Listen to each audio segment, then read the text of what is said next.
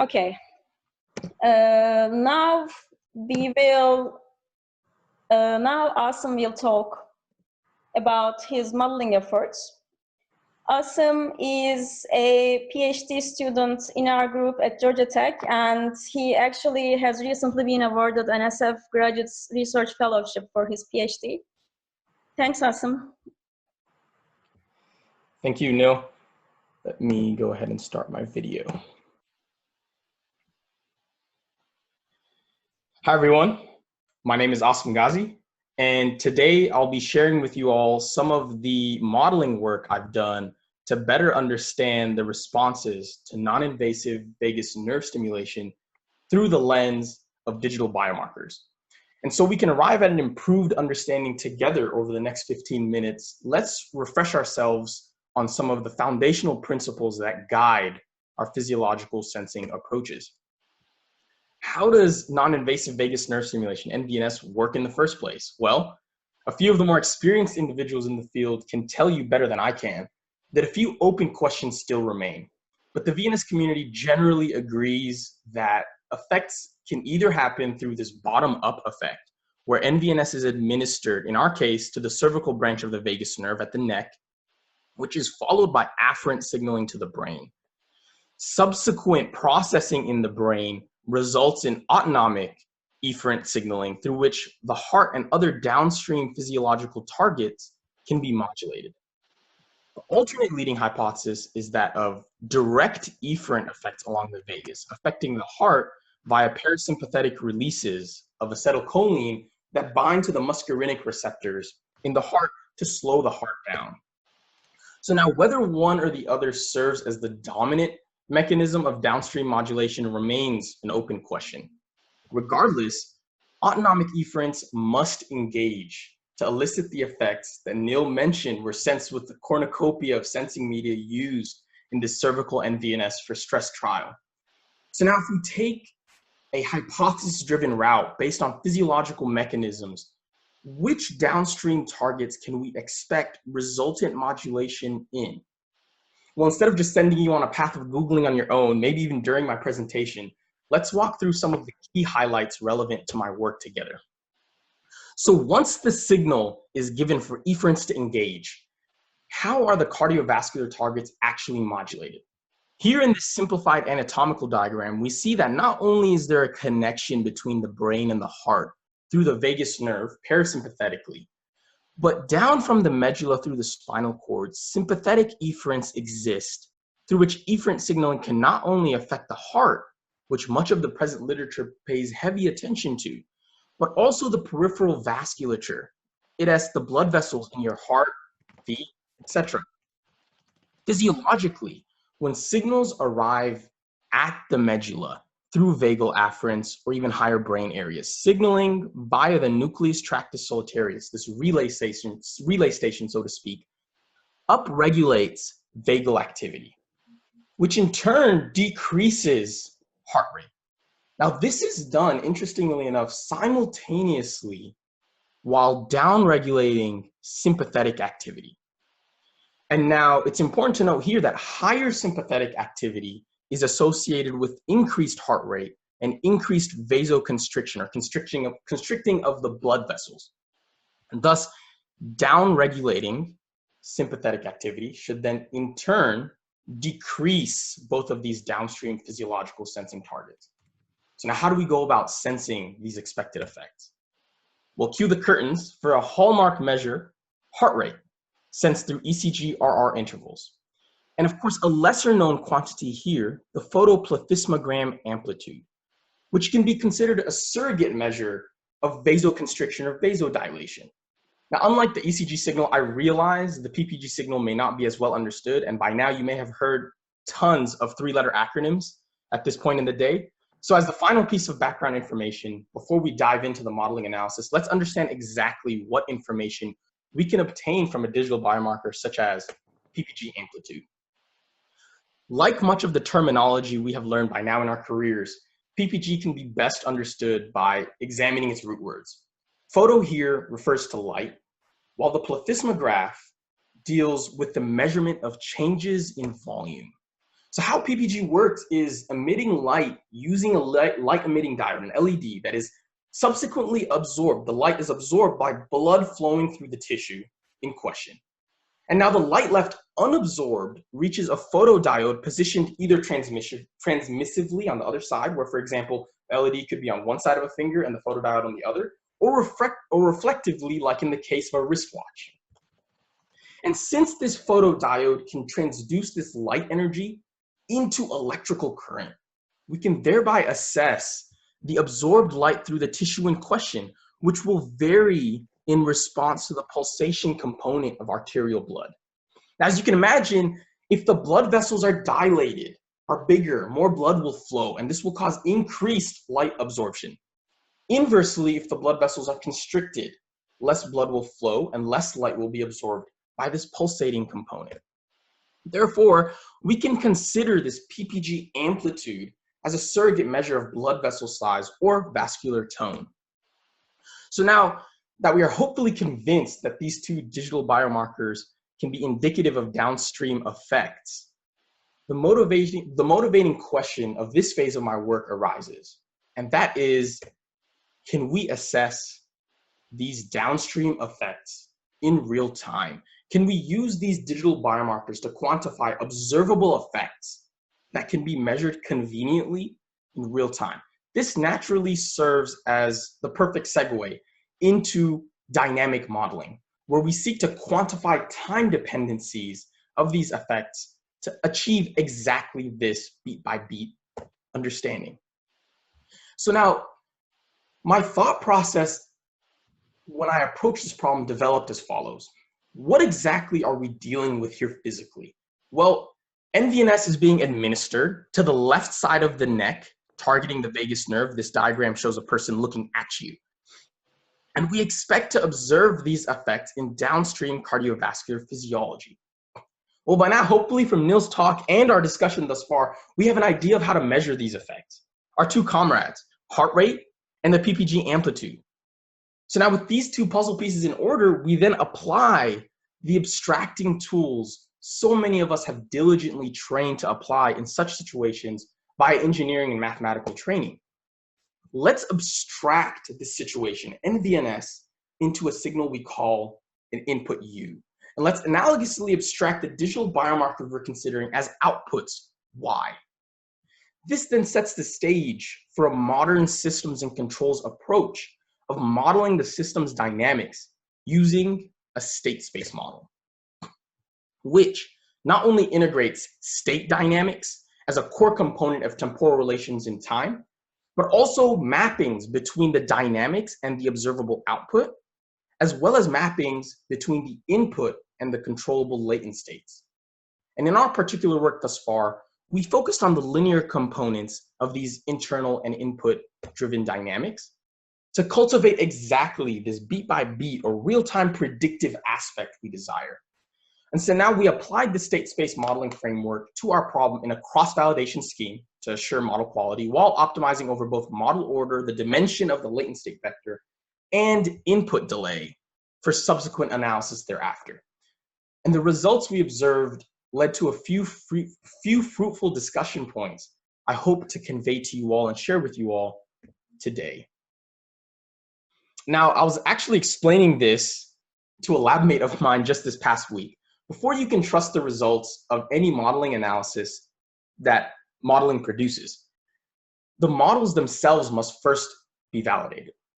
So here we show an example test set of PPG amplitude and heart rate relative to rest, shown by these delta signs. As you can see qualitatively, the model seems to be able to track the general behavior of the data.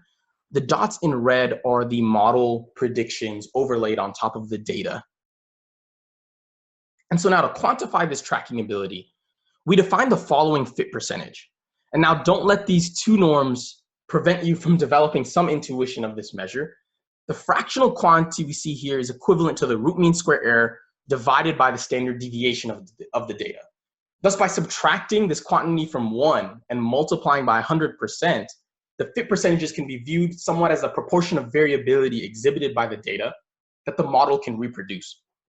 From the fit percentages shown in the top right corners of these subplots, we can conclude that the dynamics shown here can be modeled adequately well. And so now how can we make sure that such modeling presents a significant finding in and of itself?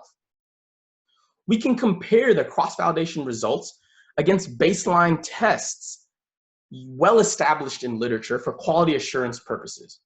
And as shown for both biomarkers, the state space models pass the naive test, compared against a naive predictor, so to speak.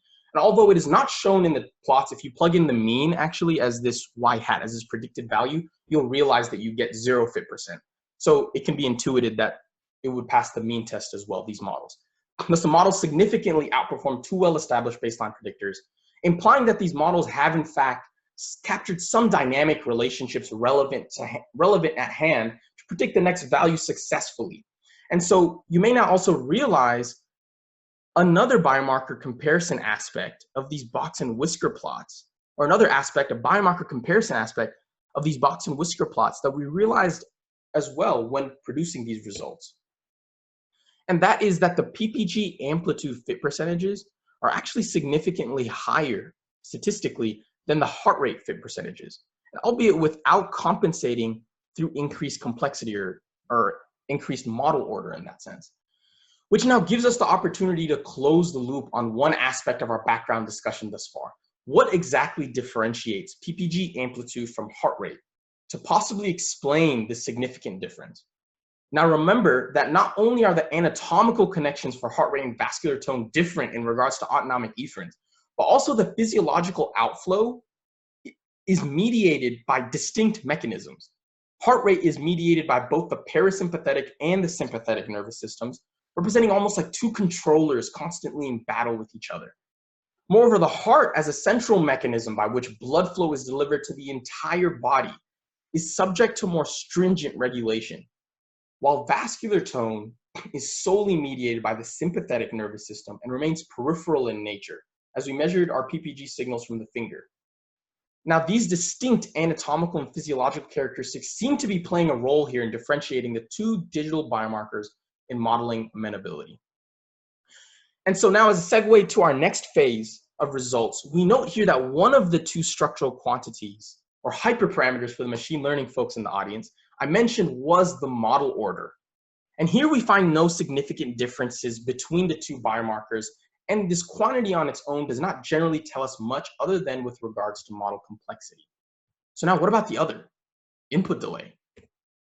Well, to understand what we found, let's quickly understand the crucial state dynamics recursive equation of a state space model. Here, K represents the specific time step we're presently in. So as we can see in the equation thus represents time dependence recursively, a la the K+1 on the left.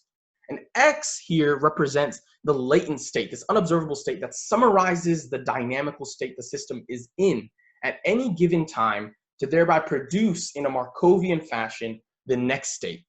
U here represents the input, and E represents the residual component to account for white noise and any unmodeled dynamics through the matrix K.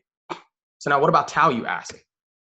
Well, tau here plays the crucial role of quantifying delayed effects between input changes and resultant dynamic effects captured by the underlying system state.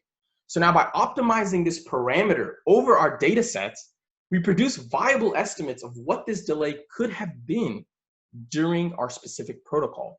Delays that we then compared against our manual annotations of prior work. And what we see from this figure is that not only do our optimization results agree with our manual labeling, but a notable delay seems to exist following NVNS onset. And this, of course, has significant implications in future closed loop and clinical monitoring, as this delay will need to be accounted for during operation. And now in this last leg of my time with y'all today, I'll allow y'all to relax your frontal lobes just for a few seconds to let your visual cortices do the lion's share of the work. As a final analysis step, we wanted to visualize the changes that occurred following the onset of NVNS. So naturally, as a first step, we compiled the true data across all administrations and subjects and observed the following behavior. As expected in response to vagal signaling and downstream autonomic modulation, we find that the heart rate relatively decreases in the active population in comparison to sham, while PPG amplitude increases in active compared to sham, which likely implies a vasodilating effect of NVNS. But as skeptical scientists, Pretty plots like this cannot cloud our judgment. So now let's turn our frontal lobes back on and think. Other factors involved could in fact explain the variations we see in active and sham, not necessarily associated with NVNS. And this is where it hit us. Because we modeled the sole effects of NVNS on the digital biomarkers we show here, by simulating these models forward from a controlled initial condition, we can disentangle the NVNS-related linear dynamic signatures present within the data from the unmodeled variability, such that we may not necessarily be as concerned when arriving at causal conclusions with this unmodeled variability. So we did just that and found that not only do the model simulations and the true data resemble each other, but characteristic dynamics seem to differentiate active from sham for both biomarkers. And this idea of leveling the playing field through controlled pre-stimulus conditions is actually well documented as the idea of Rubin causality, where the equivalence of a treatment time series, in our case active NVNS, and a controls time series, in our case sham, strengthens the causality implications we can thereby make from comparing the two groups in time. And a minor note we make here is the more apparent difference between active and sham in PPG amplitude than in heart rate. Again, raising the possibility that PPG amplitude may in fact be a more amenable biomarker to work within real-time predictive systems and future modeling efforts. So to summarize, we found that after validating our models for quality assurance, we first observed that PPG amplitude's fit percentages were significantly greater than heart rate. And in the last slide, we observed that PPG amplitude also exhibited starker differences between groups, suggesting its possible superiority or preeminence as a dynamic digital biomarker for NVNS. We then observed that by considering the optimal input delays and manual annotations of prior work, a consistent delay following NVNS onset seems to exist prior to observable downstream cardiovascular effects. And finally, through an exercise in visualization and simulation, we noted the possible existence of characteristic dynamics that differentiate heart rate and PPG amplitude responses to NVNS from a sham status quo. And we hope that by elucidating some of these NVNS-induced dynamics in digital biomarker responses, we can help further the field toward an ultimate goal of closed-loop, non-invasive neuromodulation for the millions who would benefit from such technological advancement. Thank you, and I'll now take any questions that you may have. Thank you, Asim. I will read the questions from the chat, then we will promptly start to Matt. Does anybody have a question? Feel free to write. There was one question from Umar Ahmed, but I answered that. Okay.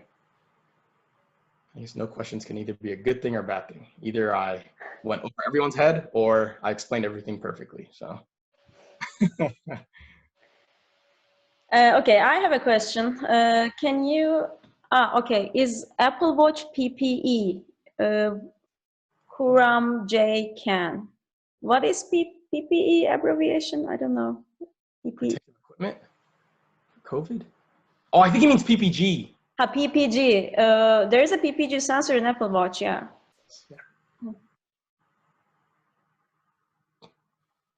I have a question. From a computational standpoint, when you deploy this algorithm to a microcontroller, can you give me an estimation, like how would be the computational complexity? Sure, yeah, this is actually a classic problem. People joke often that the reason we got to the moon was the Kalman filter. We actually use these predictive models really in a computationally efficient way because of those Markovian dynamics that I mentioned. I can bring that equation back up. But as you see here, the next state presents only on the previous dynamic state. And because we can actually use that to our advantage, you only need to store the previous state's information. So it's really nice. It's great for recursive applications. Cool. Thank you very much, Asim. I am going to Matt. Matt will talk about our